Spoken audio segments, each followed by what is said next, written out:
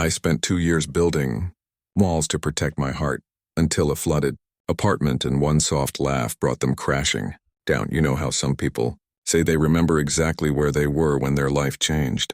I used to think that was dramatic. Like, come on, life doesn't work that way. It's not some movie where everything shifts in one single moment. But I was wrong. Dead wrong. Because I can tell you exactly where I was standing when my carefully built world started to crack wide open. I was at my apartment door, in my old gray sweatpants and a wrinkled t-shirt, staring at my upstairs neighbor who looked like she'd just walked through a car wash. Her hair was dripping water onto my doormat, and she had this embarrassed smile on her face that somehow made the whole situation less awkward than it should have been. Let me back up a bit. 2 years before this moment, my marriage had fallen apart. Not in some explosive, dramatic way. It just ended. Slowly. Quietly. Like a candle burning out. And after the divorce papers were signed and my ex-wife took half of everything, I made myself a promise. No more complications. No more letting people in. No more getting hurt. I moved into this small apartment building downtown. Nothing fancy. Just a simple one-bedroom place where I could work from home, keep to myself, and rebuild my life brick by careful brick. I worked as a tech consultant, which meant I spent most of my days staring at computer screens and fixing other people's problems. It was safe. It was predictable. It was lonely, but I'd convinced myself that lonely was better than heartbroken. The building had maybe 20 units, and I barely knew anyone. I liked it that way. There was the old couple on the first floor who always said good morning, the guy across the hall who played his music too loud on weekends, and then there was her, the woman from upstairs. I'd seen her around maybe 5 or 6 times in the 6 months since she'd moved in. We'd done that awkward neighbor thing where you smile and nod in the hallway, maybe comment on the weather or complain about the building's heating system. I knew she lived alone. I knew she kept odd hours because I'd hear her moving around late at night sometimes. And I knew she had a nice laugh, the kind that made you want to know what was so funny, but that was it. We were strangers who happened to live in the same building, and I was perfectly fine with that arrangement. Then came that Thursday in March. It had been raining all day, one of those cold, miserable rains that makes you want to stay inside with hot coffee and never leave. I'd been working on a project deadline, barely looking up from my laptop except to refill my coffee mug. Around 7 in the evening, I heard some commotion upstairs. Footsteps running around. Something that sounded like furniture being moved. Then silence. I went back to my work, thinking nothing of it. People move furniture. People drop things. It's apartment living.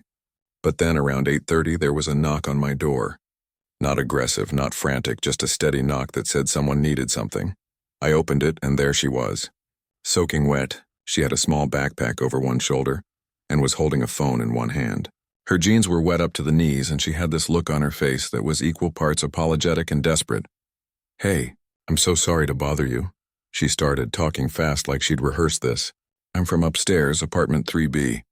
There's a pipe that burst in my bathroom and my entire place is flooding. The emergency maintenance guy can't get here until tomorrow morning. And the building manager said I need to find somewhere else to sleep tonight because they have to shut off my water and electricity to work on it." She paused, catching her breath. I called some friends, but everyone's either out of town or doesn't have space, and I was wondering, I know this is weird and we don't really know each other, but could I possibly crash on your couch? Just for tonight. I promise I'll be out first thing in the morning. I stood there, frozen. Every instinct I'd developed over the past 2 years was screaming at me to say no, to make up some excuse, to protect my space, my routine, my carefully maintained distance from people. This was exactly the kind of complication I'd been avoiding. But I looked at her standing there, dripping on my doormat, and what came out of my mouth was, "Yeah, okay. Come in." The relief on her face was immediate. "Oh my God, thank you so much. You have no idea how much I appreciate this. I'll stay out of your way, I promise. You won't even know I'm here." She stepped inside, and I could smell rain and something like lavender. She immediately started apologizing for dripping on my floor, looking around like she was trying to make herself as small as possible. I grabbed some towels from the bathroom and handed them to her. "Don't worry about the floor," I said. "It's just water. You can put your stuff down. Let me get you some dry clothes or something." No, I couldn't," she said, but she was shivering. I found an old hoodie and some sweatpants, probably too big for her, but dry. She disappeared into the bathroom to change, and I stood in my living room wondering what I'd just agreed to. My apartment suddenly felt different, smaller, like someone had turned up the volume on everything. When she came out, swimming in my clothes with her wet hair pulled back, she looked younger somehow. More vulnerable. She sat down on the edge of my couch like she was afraid to take up too much space. "I really can't thank you enough," she said. "I'm Julie, by the way." I realized we've never actually properly introduced ourselves. "I'm David," I replied, sitting in the chair across from her because sitting on the couch felt too close, too familiar. "So, David, I promise I'm not usually this much of a disaster," she said, and then she laughed. It was soft, almost like she was laughing at herself, at the absurdity of the whole situation. And something about that laugh hit me in a way I wasn't prepared for. It wasn't that it was particularly unusual or musical or anything like that. It was just genuine, real. The kind of laugh that comes from someone who's had a terrible day but can still find the humor in it. And in that moment, sitting in my quiet apartment with this stranger in my clothes, I felt something I hadn't felt in 2 years. I felt a crack in the wall I'd built around myself. We started talking. Just small talk at first. She told me about the flood upstairs, how she'd been taking a shower when she heard this awful sound and suddenly water was everywhere. She'd grabbed what she could and ran out. I told her about my work, keeping it vague and boring. But somehow the conversation kept going. She asked if she could order pizza, offering to pay for both of us as a thank you. I said sure, and while we waited for the delivery, we talked more. She told me she was a freelance illustrator, working mostly with children's book publishers. I told her I'd been divorced for 2 years and worked from home. It felt strange to say it out loud to someone new. "Me too," she said quietly. "The divorce part, I mean." Well, technically we were just engaged, but same idea. We called it off about a year ago. That's why I moved here, actually. Fresh start and all that. The pizza arrived and we ate sitting on opposite ends of my couch. She kept apologizing for imposing, and I kept telling her it was fine, even though I wasn't entirely sure it was. Not because she was doing anything wrong, but because I could feel something shifting inside me, something I'd kept locked away. She told me a story about her worst apartment ever, a place she'd lived in college that had mice and a landlord who never fixed anything. She made it funny, animated her words with her hands, and I found myself laughing. Actually laughing. When was the last time I'd done that? Around 11, I set her up on the couch with blankets and a pillow. I said goodnight and went to my bedroom, closing the door behind me. I lay in bed, staring at the ceiling, hearing the small sounds of someone else in my apartment.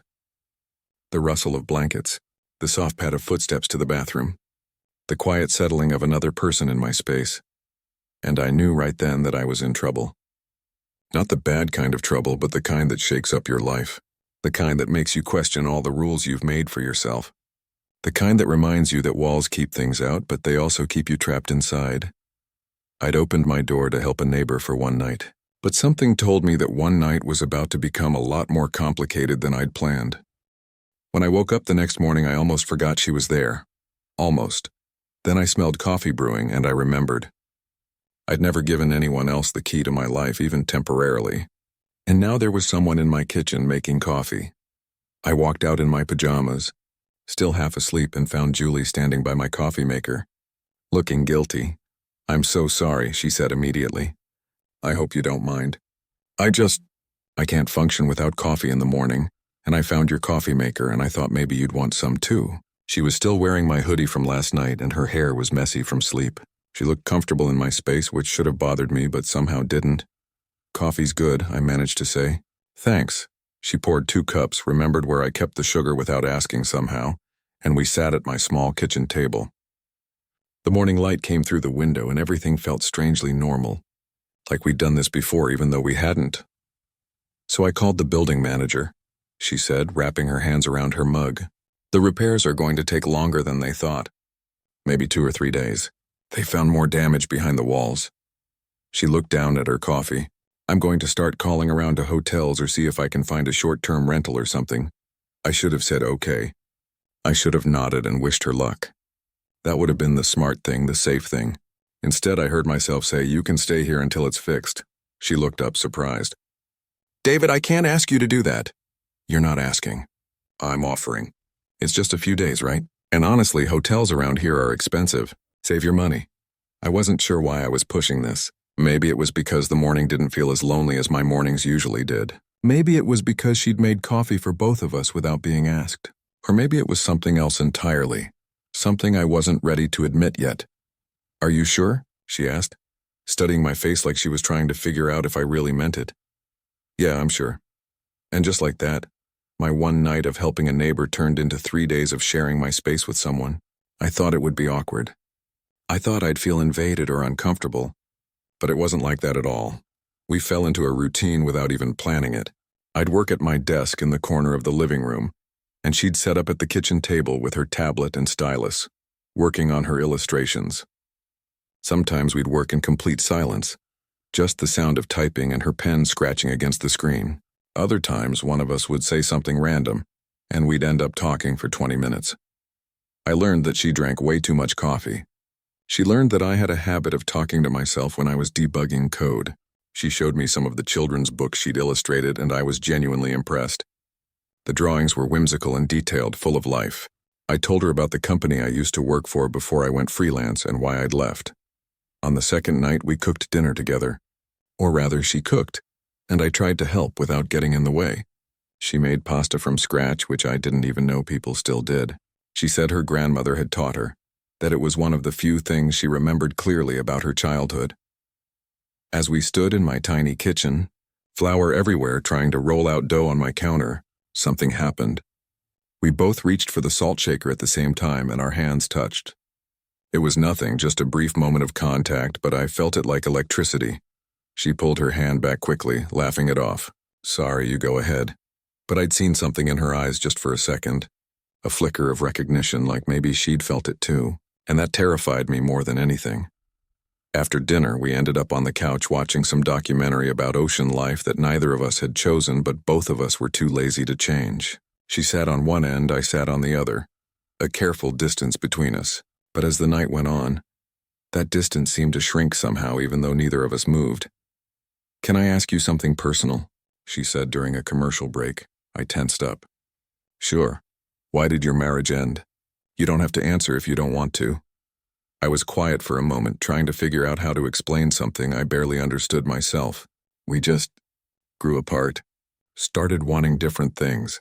She wanted kids and a house in the suburbs. I wanted to start my own business and take risks. We fought about it for a year, and then one day we both just admitted we weren't making each other happy anymore. Julie nodded slowly. "That's mature, actually. A lot of people stay in relationships that aren't working because they're too scared to leave." "What about you?" I asked. "Your engagement?" She smiled, but it was sad. "He cheated. Found out when I saw messages on his phone. He said it was a mistake, that it didn't mean anything, but I realized that if it didn't mean anything, then maybe we didn't mean anything either." She shrugged. "So I left, packed up my stuff and moved here to start over." "I'm sorry," I said. "Don't be." "Best decision I ever made." We went back to watching the documentary, but I couldn't focus anymore. I kept thinking about what she'd said, about starting over, about leaving something that wasn't working. I'd done the same thing, but somehow I'd gotten stuck in this in-between place. Not moving forward, not going back, just existing. On the third day, I noticed little things, like how she hummed while she worked, always the same melody I couldn't quite place. How she organized my kitchen spices alphabetically without even thinking about it. How she'd leave sticky notes around with little doodles on them, a tiny coffee cup, a smiling cat, a star, like she was marking her presence in my space. That evening, she got a call from the building manager. Her apartment was ready. The repairs were done, her place was cleaned up, and she could move back in the next morning. "That's great," I said, and I meant it, sort of. "You must be excited to get back to your own space." "Yeah," she said, but she didn't sound excited. She sounded, I don't know, disappointed? Maybe I was reading too much into it. We ordered Chinese food that night, her last night on my couch. We ate straight from the containers, sitting on the floor with our backs against the couch, and talked about everything and nothing. She told me about her family, how her parents had divorced when she was young and she'd bounced between houses. I told her about my sister who lived across the country and how we barely talked anymore. "Do you ever get lonely?" she asked suddenly. The question caught me off guard. "Sometimes," I admitted, but I got used to it. After the divorce, being alone felt safer than being with someone who didn't really want to be there. "I get that," she said quietly.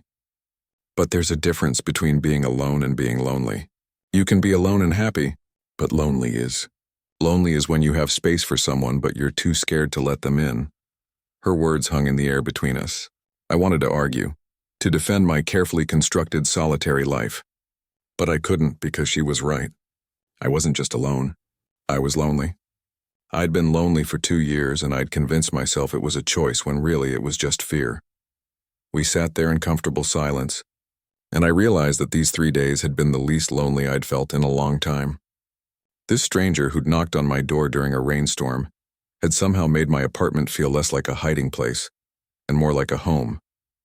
When we finally said goodnight, she paused at the entrance to the living room. "David, thank you for everything, not just for letting me stay, but for, I don't know, for being kind, for making this less terrible than it could have been." "Any time," I said, and I meant it. I went to bed that night knowing she'd be gone in the morning and my life would go back to normal. My quiet, predictable, safe normal. And for the first time in 2 years, that thought didn't bring me comfort. It made me sad, because I'd let someone in just a little bit and now I was going to have to let them go. And I wasn't sure I wanted to anymore. Morning came too quickly. I heard her moving around early, packing up her few things, trying to be quiet. I lay in bed for a few extra minutes, not ready to face the goodbye. Eventually, I got up and found her in the living room, my folded hoodie and sweatpants on the couch, her backpack ready by the door.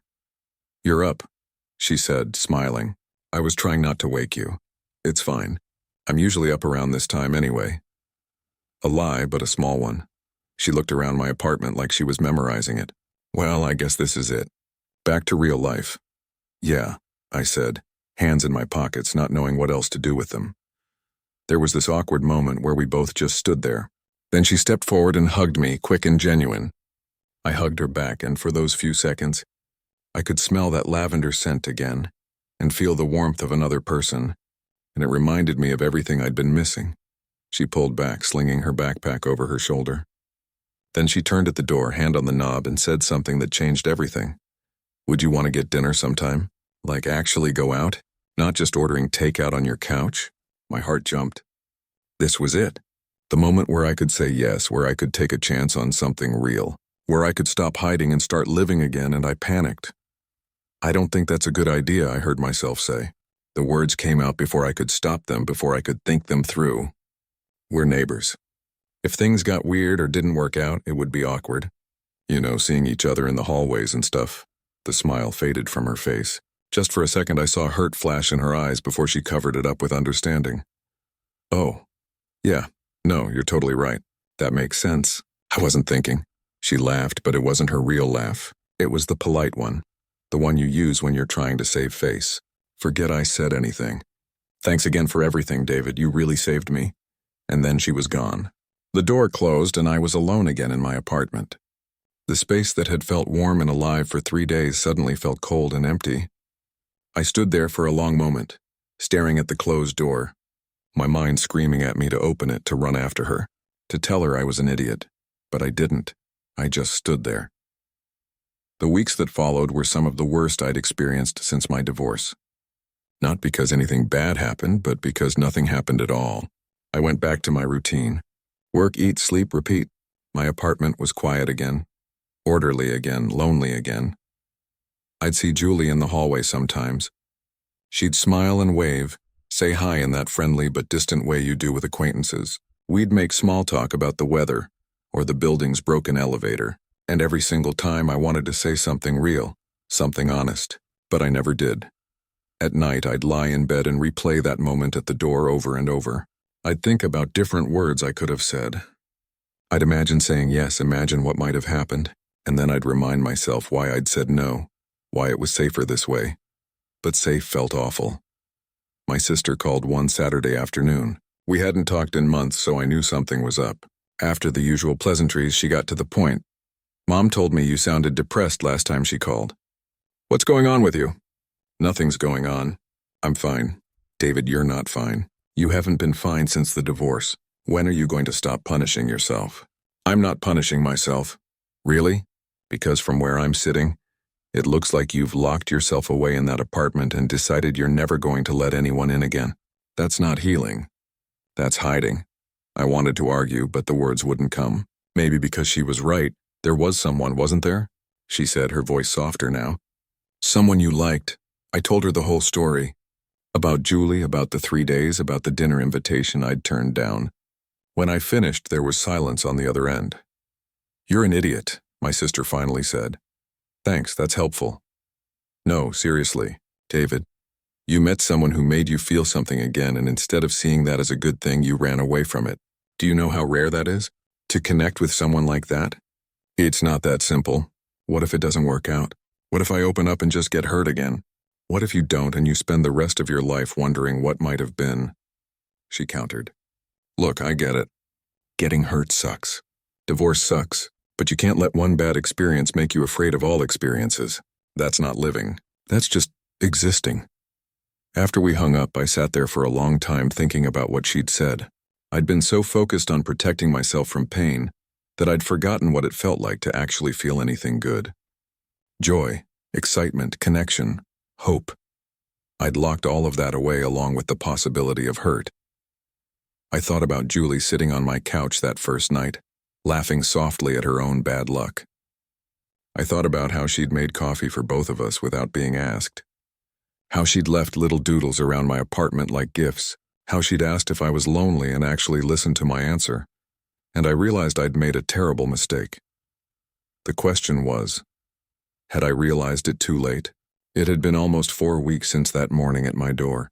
4 weeks of awkward hallway encounters. 4 weeks of her probably thinking I wasn't interested. 4 weeks of me being too much of a coward to do anything about it. That night I couldn't sleep. I kept running through different scenarios in my head. What would I say? How would I say it? What if she'd moved on? What if she told me to leave her alone? But the bigger question was, what if I didn't try at all? Around midnight, I heard footsteps above me. She was still up, moving around her apartment. I wondered what she was doing. If she ever thought about those 3 days. If she'd been hurt by my rejection, or if she just shrugged it off and moved on with her life. I needed to know. Not tomorrow, not next week. Now. Before I could talk myself out of it, I got out of bed, threw on some clothes, and headed upstairs. I stood outside her door for a full minute, heart pounding, hand raised to knock, telling myself this was crazy. Then I knocked. The door opened, and there she was in pajama pants and an old t-shirt, looking confused and a little concerned. "David, is everything okay? Is something wrong?" "No, yes. I took a breath. Can we talk?" She hesitated, then stepped aside. "Sure, come in." Her apartment was similar to mine, but decorated completely differently. There were plants everywhere, artwork on the walls, colors and life in every corner. It was warm and inviting, just like I'd imagined she'd make any space. We stood in her living room, and suddenly I didn't know where to start. "What's going on?" she asked, concern in her voice. "You look like you haven't slept in days." "I haven't, really. Not well, anyway." I rubbed my face. "Julie, I need to tell you something. And I need you to let me get it all out before you respond, okay?" She nodded, crossing her arms but staying quiet. "When you asked me to dinner, I said no. I told you it was because we're neighbors and it would be complicated. But that wasn't the real reason. The truth is, I was terrified. The words started flowing now, and I couldn't stop them. I've spent 2 years building walls around myself. After my marriage ended, I decided it was easier to be alone than to risk getting hurt again.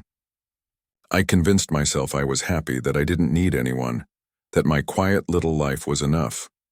I paced as I talked, unable to stand still. But then you showed up at my door soaking wet, and you stayed for 3 days, and you made my apartment feel like more than just a place I hide. You made it feel like home, and that scared me more than anything because I'd worked so hard to not need that feeling anymore." Julie's expression softened, but she didn't interrupt. "I said no to dinner because I was afraid of opening up, afraid of caring about someone, afraid of being vulnerable. But you know what's worse than being afraid?" I stopped pacing and looked at her directly, living with regret, wondering what might have happened if I'd just been brave enough to say yes. I took a step closer. "So I'm here at midnight, probably looking like a complete mess, to tell you that I was wrong. I was so wrong. And I know it's been weeks and you've probably moved on, and this is incredibly awkward, but I had to tell you. I had to at least try." The silence that followed felt like it lasted forever. Julie just looked at me, her expression unreadable. Then she uncrossed her arms and spoke. "David, I appreciate you coming here and being honest. I really do. But I need you to understand something. Her voice was gentle but firm. I can't be someone's maybe. I've done that before. I've been with someone who couldn't decide if they really wanted me, who kept me at arm's length because they were scared. And it hurt. A lot. My heart sank. If you're here because you're lonely tonight or because you finally realized you miss having someone around, that's not enough. She continued. I need someone who's sure. Not someone who's perfect or who has everything figured out, but someone who's willing to try. Someone who won't run away the moment things get real or scary. She paused, and I could see the vulnerability in her eyes now. When I asked you to dinner, I wasn't asking for forever. I was asking for a chance. A chance to see if what we felt during those 3 days was real. But you didn't just say no to dinner. You shut the door completely. I know, I said quietly, and I'm not here to make excuses. You're right about everything, but I'm not here because I'm lonely tonight. I'm here because I haven't stopped thinking about you. I'm here because those 3 days showed me what I've been missing, and I don't want to miss it anymore. I took another step closer. You asked me if I'm sure. Honestly, I'm terrified. I'm scared of getting hurt. I'm scared of messing this up. I'm scared of 100 different things, but I'm more scared of not trying at all. So no, I'm not sure about how this will turn out, but I'm sure that I want to try. I'm sure that you made me feel alive again, and I'm sure that letting you walk out of my door that morning was the biggest mistake I've made in a long time. Julie bit her lip, thinking. The seconds ticked by like hours. I don't want to be your maybe either, I added. I want to be your yes, your definite yes. Even if I'm scared, even if I'm rusty at this, even if I don't know how to do this perfectly, I want to try. She looked at me for a long moment, and I could see her weighing everything I'd said. Then finally she spoke. I need honesty, complete honesty. If you're scared, tell me. If something's bothering you, tell me. Don't run away and shut me out. Can you do that? Yes, I said without hesitation, and I need patience. I've got my own walls too, my own fears. This isn't going to be easy for either of us. I know. She took a deep breath. Then okay, let's try. But David, if you change your mind, if you decide this is too much, you tell me. You don't just disappear or make excuses, deal? Deal. A small smile appeared on her face, the first real smile I'd seen from her in weeks. So, about that dinner invitation. Does it still stand? I laughed, feeling lighter than I had in months. Absolutely, when? Tomorrow night. Tomorrow night sounds perfect. We stood there grinning at each other like idiots, and it occurred to me how crazy this all was. Showing up at someone's door at midnight to confess feelings like some character in a movie. But sometimes life is a little crazy. Sometimes you have to take risks that scare you. I should probably let you get some sleep, I said, heading toward the door. David? I turned back. I'm glad you knocked. Me too. I went back downstairs to my apartment, and for the first time in weeks I felt like I could breathe properly. I'd done it. I'd been honest, vulnerable, and scared out of my mind. And instead of falling apart, something had opened up. I wasn't naive enough to think everything would be perfect from here. I knew there would be challenges, difficult conversations, moments of doubt. But I also knew that I'd rather face all of that than spend another day hiding from the possibility of something real. As I lay in bed that night, I heard her footsteps above me again. But this time, instead of feeling lonely, I felt hope. And that was something I hadn't felt in a very long time. Tomorrow, we'd go to dinner. We'd talk, laugh, probably be a little awkward. We'd take the first real step into whatever this could become. And I was terrified and excited and hopeful all at once, but mostly I was grateful. Grateful that she'd knocked on my door that rainy night. Grateful that she'd given me a second chance. Grateful that I'd finally been brave enough to knock on hers. Our first date was probably the most awkward dinner in the history of dating. I showed up at her door with flowers, which she loved but also laughed at, because apparently I'd picked the same kind of flowers that decorated her apartment. We went to this small Italian restaurant downtown that someone from my work had recommended years ago, and I'd never been to. I was so nervous I knocked over my water glass within the first 5 minutes. She was fidgeting with her napkin like it was the most interesting thing in the world. We both laughed about how ridiculous we were being, which helped. But there was still this underlying tension of two people trying to figure out how to be themselves around each other in a new context. But here's the thing about real connection. It finds its way through the awkwardness. Once we started talking, really talking, everything else faded away. We talked about everything from our childhoods to our dreams. From embarrassing moments to things we'd never told anyone. She told me about how she'd always wanted to write and illustrate her own children's book, but was too afraid it wouldn't be good enough. I told her about how I'd always wanted to teach but ended up in tech because it paid better. "Why don't you teach now?" she asked. "I don't know. Fear, I guess. Fear that I waited too long, that I'm not qualified, that I'd be bad at it." She smiled. "Seems like fear has been making a lot of your decisions." "Yeah," I admitted. "I'm working on that." We stayed at that restaurant until they basically kicked us out. Then we walked around the city for another hour, just talking. At one point, she slipped her hand into mine, casual as anything, and I felt that same electricity I'd felt in my kitchen weeks ago. Except this time I didn't pull away. From that night on, we started seeing each other regularly. Not every day at first, we both needed our space, our independence. But a few times a week we'd have dinner or watch movies or just hang out. Sometimes at her place, sometimes at mine. What surprised me most was how easy it was. Not easy like effortless, but easy like natural. Yes, we had disagreements. Yes, there were moments when my old fears would creep in, and I'd feel myself starting to pull away. But I'd remember what I'd promised her. Honesty. And I'd tell her what I was feeling instead of running. Like the time about a month in when she mentioned planning something for the holidays together. I felt panic rise in my chest. That voice telling me it was too soon, too serious, too much. Instead of making an excuse or changing the subject, I told her. "I'm freaking out a little bit," I admitted. "Not because I don't want to, but because planning things that far ahead feels scary. Like I'm committing to something and part of me still wants an escape route." I expected her to be hurt or angry. Instead, she nodded. "I get that. I feel it too sometimes. How about we don't call it a plan? We'll call it a possibility. And if we're both still feeling good about it when the time comes, we'll do it. If not,